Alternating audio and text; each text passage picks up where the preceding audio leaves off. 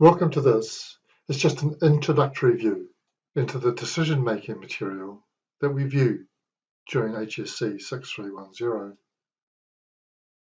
We start by looking at how decisions are made. The polarities in decision-making range from the intuitive or subconscious decision-making and those decisions that are generated from conscious and deliberate calculations. The material in Moodle has longer explanations, but in essence, what we're talking about here is System 1, or intuitive, and System 2, otherwise known as the calculative style of thinking. The lecture notes are going to point out that we don't see one as being superior to the other. In the broader sense, both are very, very effective, but two factors might be thought to separate their use. The first of these is the amount of energy and time that they might require. Intuition is fast. It requires very little effort. On the other hand, calculative thinking is slower and it takes a lot more energy. Secondly, intuitive thinking is more prone to error, while calculative thinking tends to be more accurate. It seems to be a choice to make when having to come to a decision, whether we use a fast, low-energy decision that might be prone to error, or we use a slower or a high-energy process that's likely to be more accurate. The fact is that both are great systems, and we don't want to be without either. And I feel my job here today is to get you thinking about when you might use one or both in preference in particular situations. So in Beauden Barrett's role as a playmaker for the All Blacks, for instance, he recognises that things move too quickly for him to consider all the permeations that might occur in the next few seconds or minutes.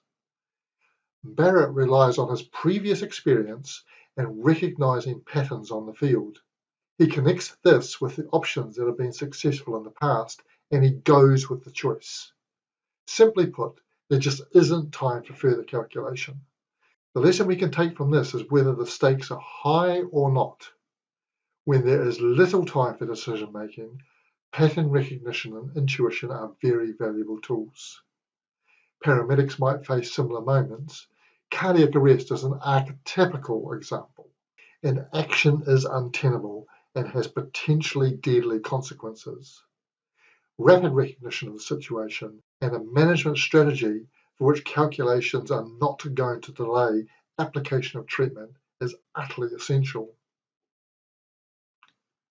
At the other extreme, we might consider the methodology of Pierre Mondrian, a 20th century modernist. He is famous for his abstract geometrical work and was reputed to have sat in front of a blank canvas for hour after hour, if not for days on end, planning where to make the first brushstroke. He recognised that the first brushstroke limited the range of possibilities for harmony in his work, and thus he sat calculating where the stroke would fall. A more recent example lies in the world of modern-day professional poker. Successful players mentally compute probability and place a lot less emphasis on luck and reading body language. Professional players that play for large sums of money have proven that winnings are more consistent when they supplant intuition with calculations. But back to real life. Health professionals in emergency medicine make high-stake decisions, and they have limitations on the time required to make them. So how do we address this? We want a fast and accurate decision, so reliance on a single system is going to be problematic. To address this, emergency medicine has adopted a top-down approach. First, it assumes diagnosis is a secondary problem to finding out what the patient needs to have done for them right now. The top-down system relies on working from a limited pool of issues that we know will cause adverse events, and what will rule these in or out. Having done that, the practitioner moves on with a limited range of interventions that are going to meet the needs of the patient. So paramedics can employ several strategies to utilize the strength of the two decision-making methods while mitigating the weaknesses of both. You'll find this chart with a little more information on the Moodle page, but essentially it puts us into a position where we might see pattern recognition, that is, seeing familiar signs and symptoms linking to our intuitive processing. And from here, we tend to apply heuristics or rules that are known to work for that type of situation. However, when things are less familiar, we have to go back and use our calculative system and try and think from first principles to critically hypothesize what the problem might be and test for an answer. What we really need to do is link these two systems. So, be relatively sure that our intuitive thinking is driving us in the right direction, but to take cognitive pauses and utilize system 2 to check in to make sure our decision making is staying on track and that we haven't been caught out by things such as search satisficing or an availability bias. I was going to focus on two types of errors. The first is slips and fumbles. These are the most common type of error, and it might be something as simple as being distracted when labeling a syringe, for instance. What we have is an appropriate plan, so in this case it might have been to mix morphine and saline in a syringe, but we get distracted by something and fail to put the label on. So overall the plan was appropriate, as was the intention, but the actions haven't gone as planned. The second type of error that we could look at is a mistake. So a mistake is defined by the incorrect plan being selected for a situation. So an example of this case might be where there's been an incorrect or an incomplete diagnosis made. A plan's been selected on that basis and then carried out. And at times, of course, this could have an adverse effect. It also stands to reason then that we might need two different types of mitigation strategies, one for the slips and fumbles. So these might be physical routines that we run through to ensure that steps aren't missed along the plan. And it could be as simple as using a checklist. Mistakes, on the other hand, can be a little more difficult to avoid.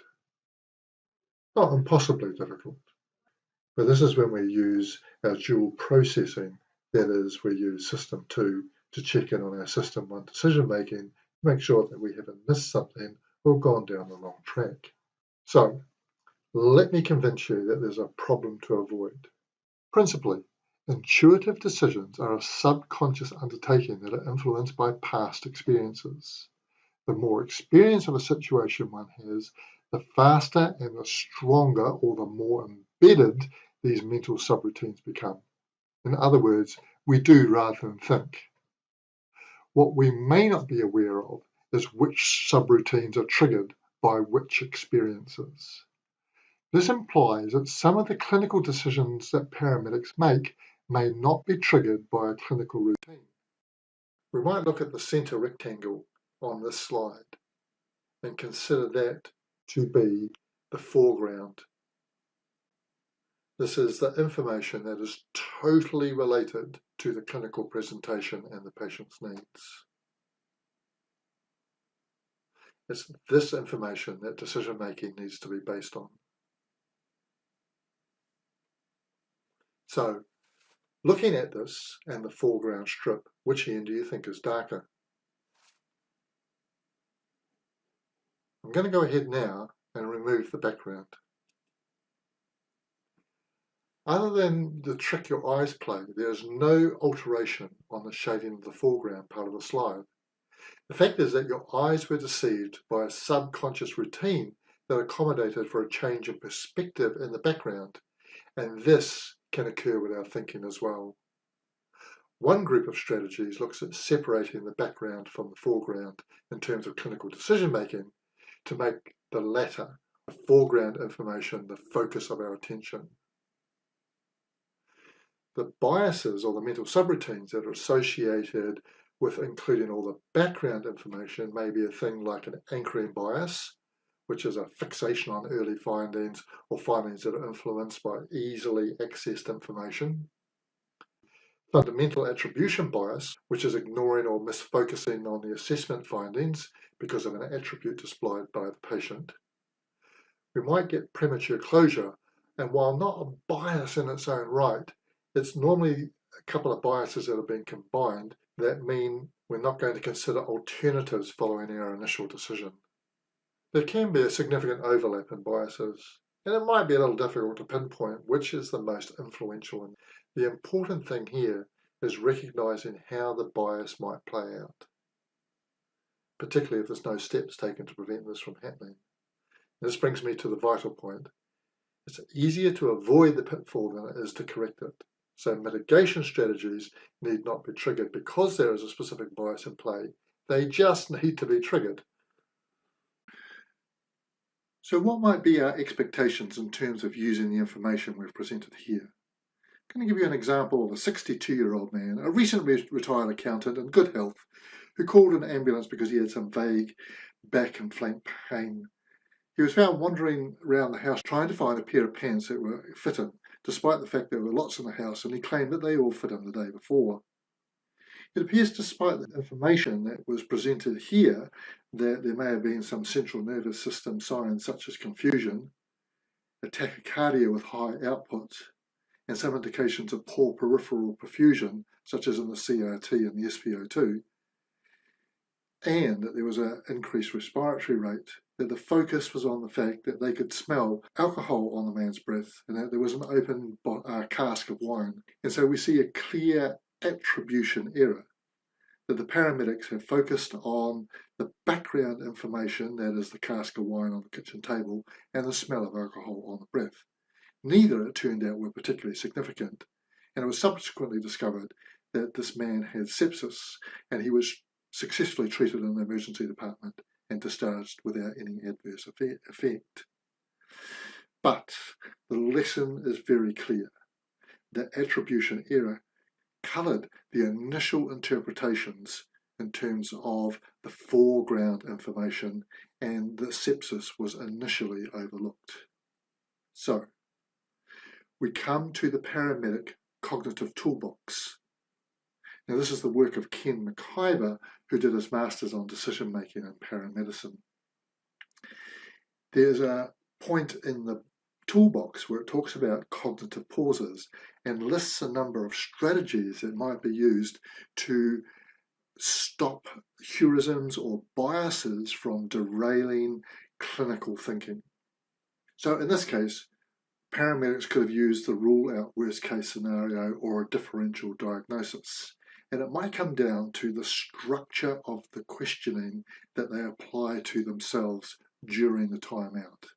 So essentially, they could ask, what presents with confusion, high output shock with poor peripheral perfusion, and a high respiratory rate with some abdominal swelling? And all of a sudden, the answer becomes very clear because the question has somehow managed to mitigate the bias that was applied from the background information and the way that it coloured the foreground. Now, I hope all this makes sense. In class, we'll be having a look at several case studies where different biases may have affected people's decision making and how we might line that up with the list of mitigating strategies that we can find to use in the cognitive pause points. In the meantime, hope you're enjoying your studies, and if you've got any questions, feel free to get hold of me. Ka kite.